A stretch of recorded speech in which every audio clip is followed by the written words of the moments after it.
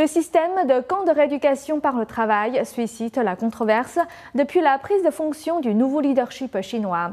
Cela fait des décennies que ce système est accusé de commettre des atrocités à l'encontre des droits de l'homme.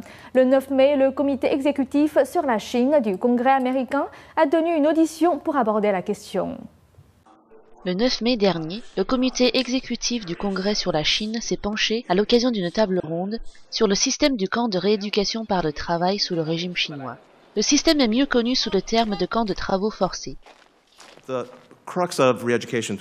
rééducation par le travail repose sur un système de détention administrative sans contrôle judiciaire, où la police a autorité pour envoyer quiconque en camp de rééducation par le travail en incarcération pour une durée allant jusqu'à 4 ans, sur une série de critères plus ou moins vagues, et là encore, sans aucune procédure judiciaire.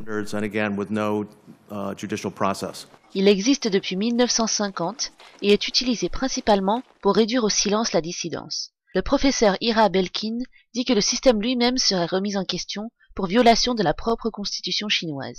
Ces camps de travaux forcés ont attiré l'attention l'an dernier aux États-Unis, lorsque cette femme de l'Oregon a découvert une lettre qu'on pense avoir été écrite par une détenue du camp de travail de Massanjia. Elle détaillait les terribles conditions des détenues et la façon dont elles étaient utilisées comme travailleuses forcées.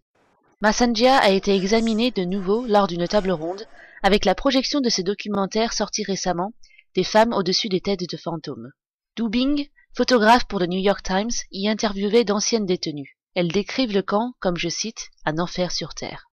Depuis l'arrivée du nouveau leadership chinois en novembre dernier, il y a eu des discussions envisageant la réforme ou même l'abolition du système des camps. Mais pour certains, réformer n'est pas suffisant.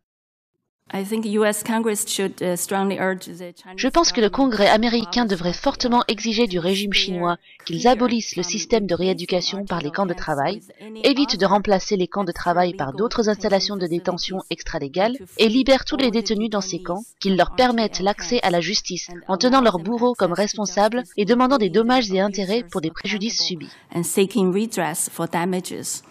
Li Xiaorong recommande que les USA refusent l'entrée aux fonctionnaires chinois responsables de torture ou de mauvais traitements à l'intérieur de ces camps et que leurs biens soient également gelés à l'étranger.